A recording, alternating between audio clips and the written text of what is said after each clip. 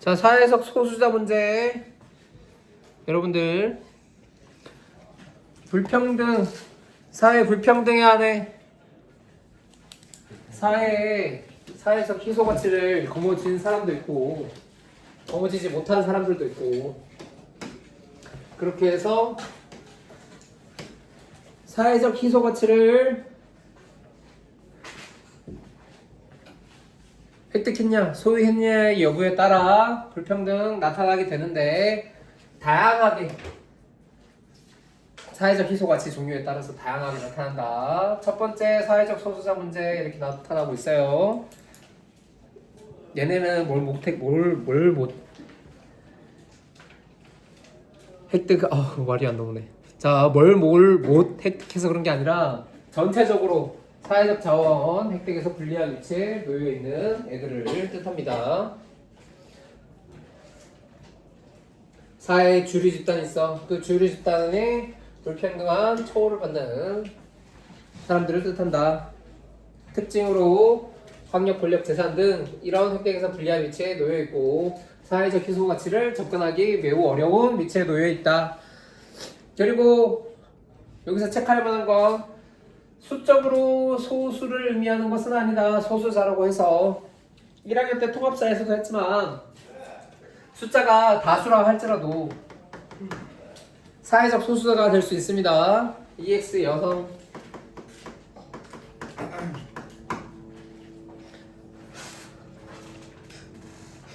자, 여기서 여성이 왜 사회적 소수자인가 이렇게 말하면 그건 이제 또 피곤한 논쟁의 영역으로 가니까, 우리 과거의 한국의 사례들이, 헌법들이 지금 여성을 사회적 소수자로 규정하고 있더라.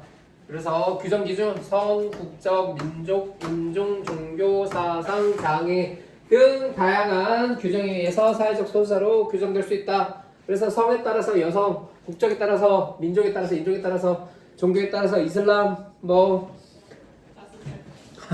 야, 그래. 좋겠다, 자습을. 그러니까.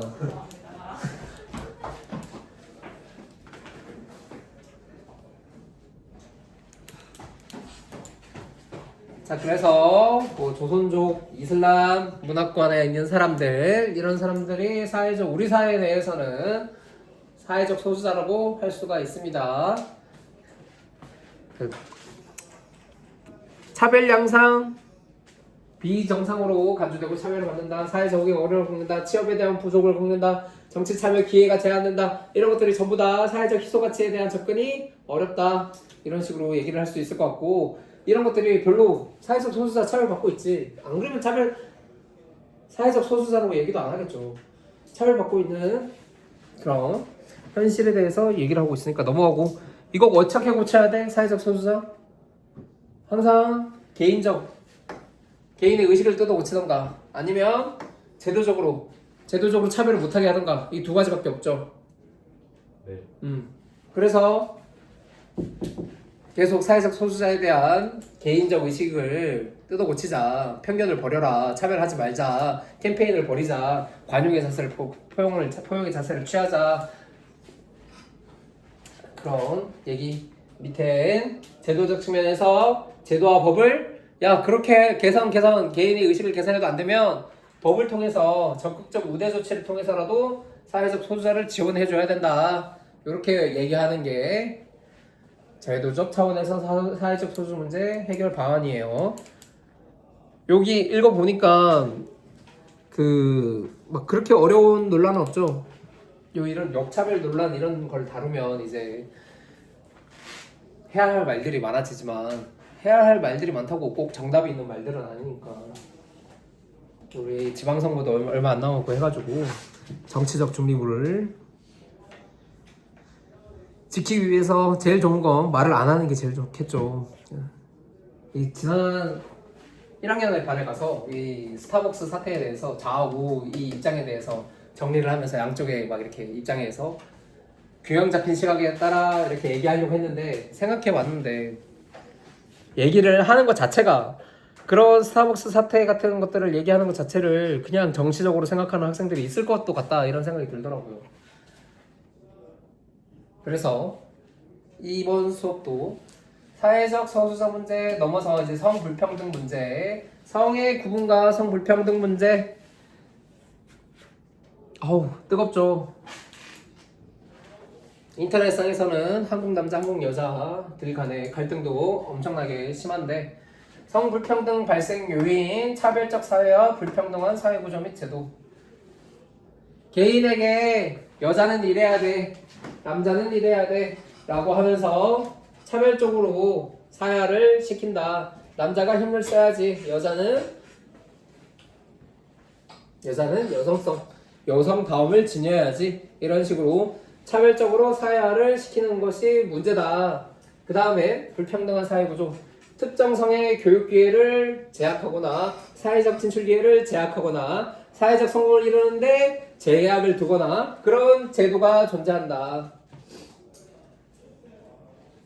그래서 여러분들이 삶에서 필요한 지식들은 여기 많지만 시험에 나오는 건 하나도 안 중요해요. 그래서 쓸데없이 육아휴직 이런 걸로 예시를 들자면, 한국 사회에서 육아휴직 남성이랑 여성 중에 누가 더 많이 하겠어요?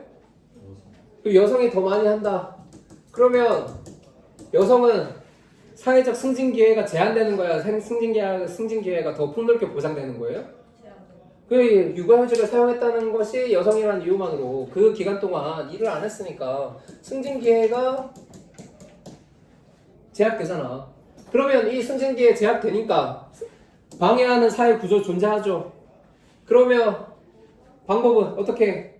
육아휴직을 여성이 많이 하는 이 문화는 어쩔 수 없으니까 휴직을 해도 승진을 하게 해줘. 이러면 되는 거야? 3년 동안 휴직해서 아무것도 몰라. 근데 막 이제 대리, 부장, 차장 이런 거 달아. 되겠어요? 그러면 강제로 남성에게 육아휴직을 쓰게 한다. 이건 돼? 그러니까 지금 이게, 그럼 육아휴직 자체를 없애? 이게 참 어려운 부분이라고. 그래서 수능에서 절대 그렇게 어렵게 나올 수가 없어요. 그냥 현실에서는 어려운 말뿐이지. 여러분들이 고민해야 될, 뭐 세특에 적으면 좋을 그런 내용들일 수는 있어요. 근데 그거에 대해서 뭐 어떻게 해야 되는지 명확한 답이랄 게 없어. 그러니까 어떻게 보면 현실은 목소리 큰 사람이 이기게 설정이 되어 있어요. 이것도 지금 목소리 큰 사람이 이긴다, 이것도 지금 어떤 특정 정치적 정파를 얘기하려는 게 아니라 민주사회에서, 민주주의잖아 우리 지금 살고 있는 사회가. 아니에요? 맞아요. 그 주인이 원하는 걸 누가 알아? 그러니까 국민이 주인이야. 국민이 주인인데 국민이 자기가 포기했는지, 자기가 원했는지, 소원하고 있는지 이거 어떻게 파악할 거야? 그냥 뭐 이렇게 전지전능한 독재자가 되어가지고 이 사람은 이런 것들이 필요할 것이다 하면서 몰아넣는 이런 방식을 취할 게 아니면, 얘가 포기했다, 난 그런 거 필요 없다라고 말을 하던가, 아니면 내가 이걸 필요하다 이러면서 말을 해줘야 그 위에 있는 사람들이 말을 듣고 움직일 수 있는 시스템이 민주주의 사회란 말이야. 그러니까 사람들이 뻗떡하면 시위를 나가는 게 어쩔 수 없어. 말 안 하면 아무도 모르거든. 이런 시스템 안에서는 뻗떡하면 민원을 제기하는 것도 말을 안 하면 아무런 문제가 없나 보다 하고 넘어가기 때문에 그렇죠. 자, 그래서 성불평등의 양상, 사회문화적 측면, 경제적 측면, 정치적 측면, 여성과 남성이라는 이유로 양상, 일상생활에서의 성차별적 관념과 언행, 그리고 경제적, 취업 승진에 대한, 아까 방금도 얘기했죠, 성별 임금격차, 이런 것들 하나하나 따지면 그렇죠. 성별 임금격차, 남성과 여성이 진짜 동일 직종에 근무하는데 동일 뭐 교사, 남교사, 여교사의 임금이 차이가 나겠어요? 안 난단 말이야. 그런 건 이제 안 나는데, 이공계 진학하는 게 비율이 누가 높아? 그러면은 이공계 월급이 좋아요? 문과 월급이 좋아요? 그렇게 해서 이공계 월급이 남성들이 더 많은 월급을 받게 되는, 이거는 괜찮은가?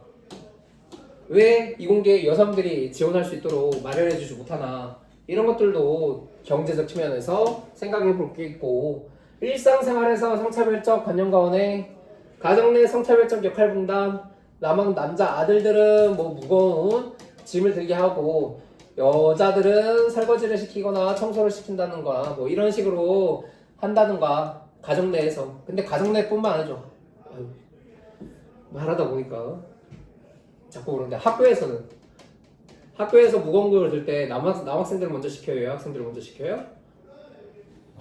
그러니까 이런 것들이 지금 잘못된 성 정체성을 형성하는데 역할 분담하는데 차별화적 성 사회화를 하는데 기여를 하고 있다. 이게 참 남자도 살기 힘들고 여자도 살기 힘든 세상이다. 정치 참여, 기회의 차별. 이것도 한 가지만 언급하고 지나가면 그런 거죠. 국회의원 숫자 남자 여자 반반이 되면 딱 좋겠죠. 근데 까놓고 보니까 국회의원 숫자 4분의 3이 남자고 4분의 1만 여자라는 거야, 이거야. 왜 여자 이렇게 숫자가 적냐. 정치 참여 권력 획득의 기회를 박탈한 거 아니냐, 왜 이거를 못 주냐, 이런 얘기도 있고, 또 반대로 따져보면 비례대표로 많이 당선되는 시의회, 도의회 같은 경우에는 여성이 압도적으로 또 많은 숫자를 차지하고 있어요.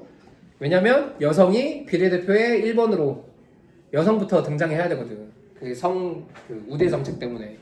그래서 시의회, 도의회에서는 여성의 숫자가 압도적으로 많아. 한 4분의 3 이상이 여성일 거야. 그래가지고 그럼 이거는 어떻게 된 거냐? 이거 수정해야 되는 거 아니냐? 이런 비판이 또 있죠. 그래서 성불평등 양상이 옛날에는 명확하고 뚜렷하게 뭔가 제가해야 되는 그런 양상이었는데 지금은 뭐 그렇게 좀 아유 뭐가 불평등한데 이렇게 생각할 수도 있고, 야 이렇게 생각하는 게 불평등한 거야 이렇게 생각할 수도 있고, 참 어렵다. 해결 방안은 마찬가지죠. 개인적 측면, 제도적 측면. 개인이 성별의 차이를 인정하되 차별로 이어지지 않도록 상호 존중하는 태도를 함양하자. 그러니까 성별의 차이를 인정하면 여자가 군대 못 가는 것도 인정할 수도 있단 말이야. 근데 이것도 인정 못하는 사람들이 있고, 그렇습니다. 어쨌든 개인의 의식을 바꾸던가 제도적으로 양성평등 정착을 위한 그런 방법을 마련해 줘야 된다. 그래서 특정 성이 일정 비율을 차지하지 못하면 고용에서 30% 이상 그 성별을 채용하도록 하는 양성평등 고용법, 이런 것들도 있어요. 근데 그런 것들이 하나도 중요하지 않게 나오니까 우린 여기서 이제 불평등 중에서 우리를 가장 괴롭히는 건 빈곤이죠. 빈곤, 경제적 불평등. 여기만 잘 체크하고 넘어가면 됩니다, 여러분들.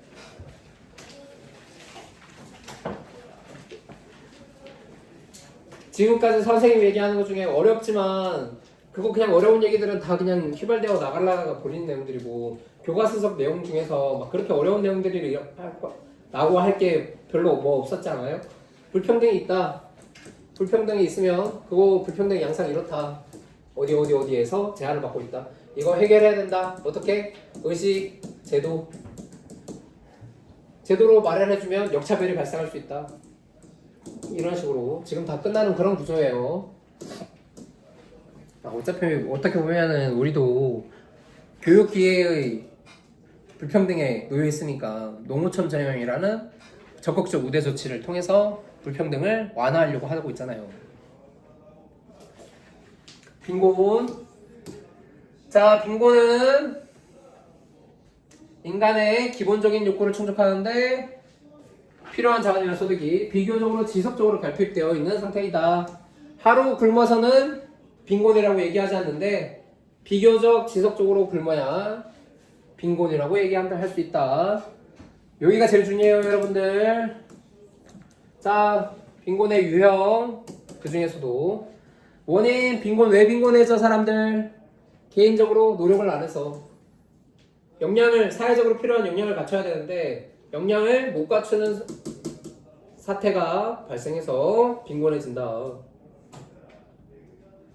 그 다음에 사회적 측면에서는 사회 보장 제도가 미비하니까 굶어 죽는 사람들이 있는데도 굶어 죽는 사람들한테 보장해주는 제도가 없으니까. 그리고 역량을 갖추지 못하도록 교육 기회, 교육 제도 이런 것들을 완비해 놓지 못했으니까. 그러니까 빈곤해진다 이렇게 얘기를 하고, 빈곤의 영향, 개인적으로 빈곤에 시달린 사람들이 항상 건강 악화, 상대적 박탈감, 심리적 위축. 내가 가난해. 사람들을 만나볼 수도 있겠어요? 못 만나겠어요? 그래서 사람들 만나는데도 돈이 필요하단 말이야. 내가 굶어 죽겠는데 사람들한테 가면은 아쉬운 소리만 할 거 아니야. 그래서 심리적으로 위축된다. 사회적 측면에서는 그런 빈곤에 치달은 사람들을 많아지면 범죄가 아무래도 생명 범죄라는 이유로 많아지겠죠. 그러면 갈등이 심화되겠죠. 범죄가 많아지는 세상에서는 아무도 살고 싶지 않다. 자, 왔어요. 여러분들 빈곤의 유형. 절대적 빈곤과 상대적 빈곤을 구별할 수 있어야 돼요.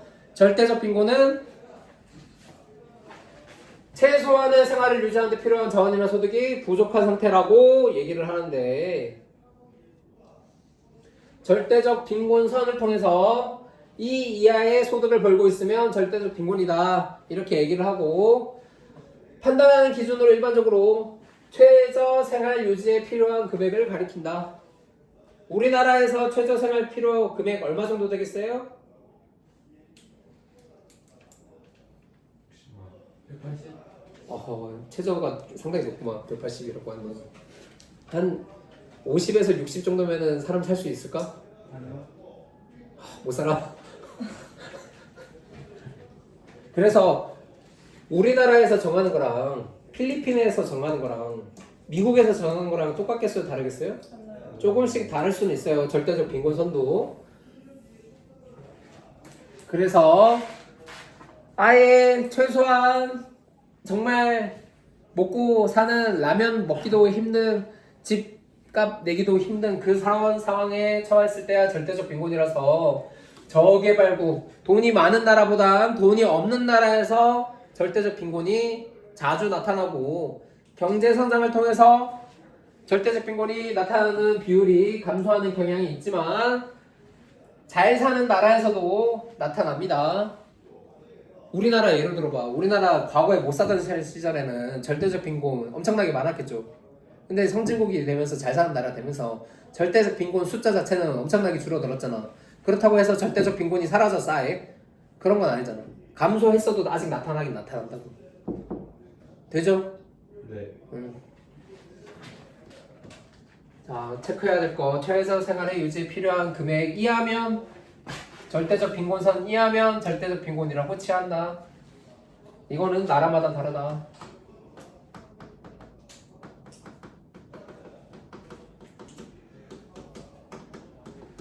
자, 상대적 빈곤도 마찬가지예요.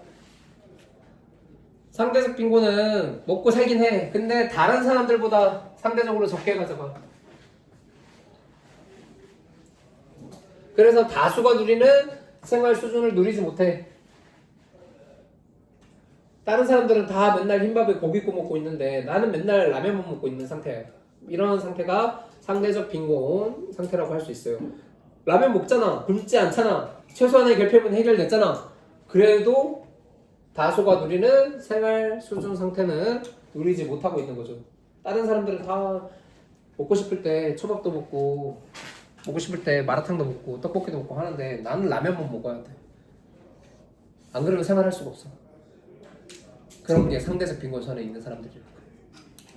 자, 똑같이 상대적 빈곤선 이하에 있는 사람들이 상대적 빈곤에 처해 있다 이렇게 얘기를 하고, 그걸 판단하는 기준으로는 여기 이거 중위소득이 평균 소득 중 한 사회의 일반적인 소득 수준의 일정 비율에 해당하는 금액을 가리킨다. 자, 이거 체크해놓고 요 위에 가면은 우리나라의 상대적 빈곤 중위소득 여기 나오고 있어요. 자, 지우고 다시 중위소득은 평균 소득이 아니라 한 사회의 모든 가구의 소득 순으로 나열했을 때 중간에 있는 사람, 한가운데 위치하는 가구의 소득을 가리킨다. 얘가 1,000만 원을 벌고 얘가 1억을 벌고 한가운데 있는 중간에 있는 사람이 한 5천만 원을 벌더라. 그러면 우리나라 50%딱 중간에 있는 사람은 5천만 원을 벌고 있으니까 중위소득은 5천만 원이 되는 거고 그 금액의 50% 우리나라는 상대적 빈곤선을 중위소득 5천만 원의 50% 2,500만 원을 상대적 빈곤선으로 삼는다. 중위소득이 상대적 빈곤 아니에요. 우리나라는 중위소득의 50%를 상대적 빈곤선으로 설정하고 있습니다. 되겠어요? 자, 그러면 절대적 빈곤을 겪는 사람들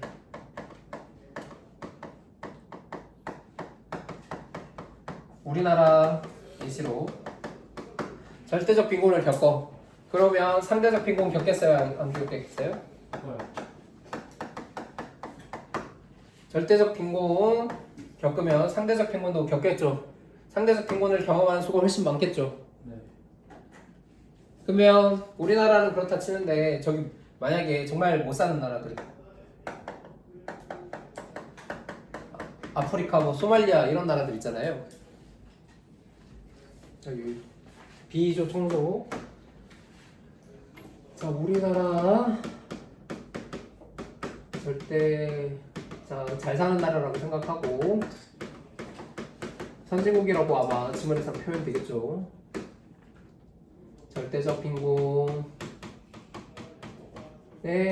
포함하는 사람들은 거의 대다수가 상대적 빈곤 안에 들어가 있을 확률이 높다.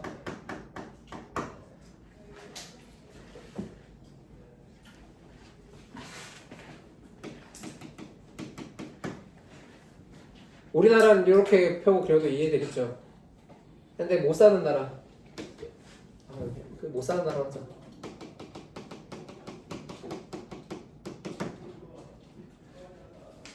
중위소득 50% 해도 진짜 못 살아서 그 국민의 대다수가 최소한의 삶의 결핍 그것들을 못 누리는 수준의 상태에 있다. 그러면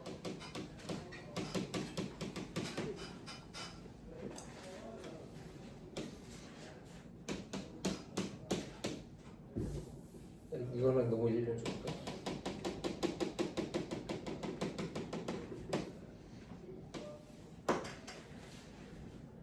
한 사람만 많이 벌고 90%는 돈을 많이 못 버는 거예요. 그러면 50번째란다. 중간값 계산해도 완전 가난한 값이겠죠. 완전 생활이 안 되는 값. 그럼 이런 나라에서는 절대적 빈곤이 상대적 빈곤보다 많이 나타날 수 있다 없다? 절대적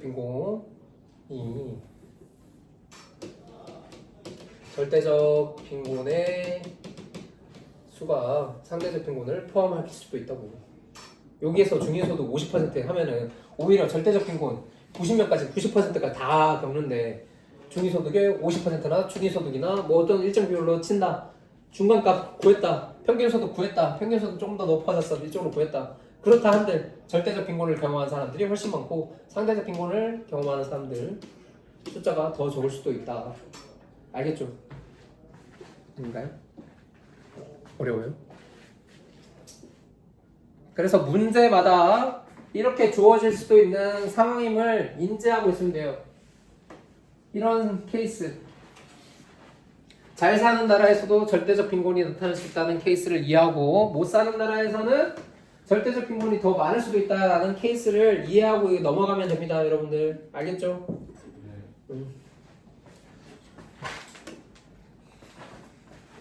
자, 거의 끝났어요. 그럼 빈곤 어떻게 해결해야 돼? 개인적으로는 역량을 못 갖췄으니까 역량을 갖추도록 노력해야 되겠죠. 제도적 측면에서는 노력할 수 있게 교육을 잘 시켜줘야 빈곤에서 벗어날 수 있다. 그리고 사회보장제도가 잘 마련되어 있어야 사람들이 근로의지나 이런 것들을 더 불태울 수 있다. 빈곤 문제를 국가에서 해결해 줄 수도 있다.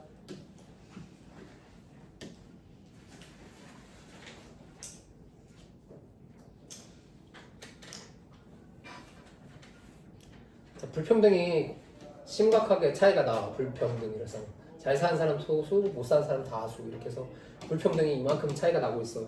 그러면 이 사회는 유지되기 어렵다, 이렇게 사회가 안정적이지 못하다 이런 거를 계층 구조를 통해서 했었잖아요. 안 했나요? 됐어요. 중층이 많아야 된다 했잖아. 상층 하층보다 중층이 훨씬 많아요. 이렇게 소득 격차 크고 빈부 격차 크면 사회가 안정적이지 못하니까 이 갭만큼 안정적이지 못한 걸 사회 보장 제도를 통해서 줄여 나가려는 시도를 하고 있어요. 그게 복지. 그리고 그게 사회 보장 제도의 얘가 이제 사회 보험 뒤에 있는 공공부조 사회 서비스 이런 것들을 그래서 14강에서 배우게 될 겁니다, 여러분들. 알겠어요? 네. 중요한 건 뭐라고 했어요? 빈곤. 빈곤이 중요하다. 그리고 빈곤. 선진국에선 빈곤이 안 나타난다. 틀려요, 맞아요? 틀려요. 상대적 빈곤은 무조건 나타난다, 아니다. 상대적 빈곤은 무조건 나타나게 돼 있어요, 선진국에서도. 그 경우에 따라서 절대적 빈곤을 겪는 사람이 상대적 빈곤을 겪는 사람보다 많을 수 있다, 없다? 있다.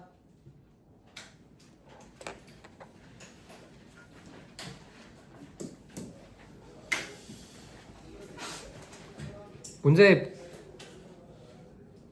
그래도 여러분들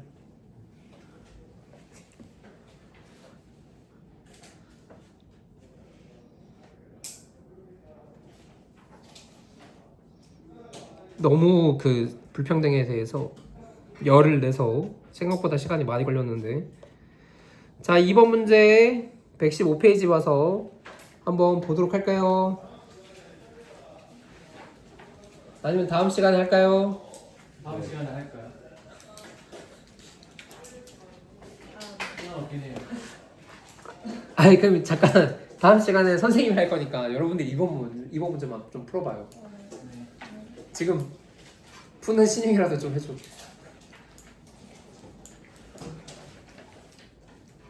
그럼 다음 시간에는 2번, 3번, 4번까지는 풀고 진도 나가도록 할게요.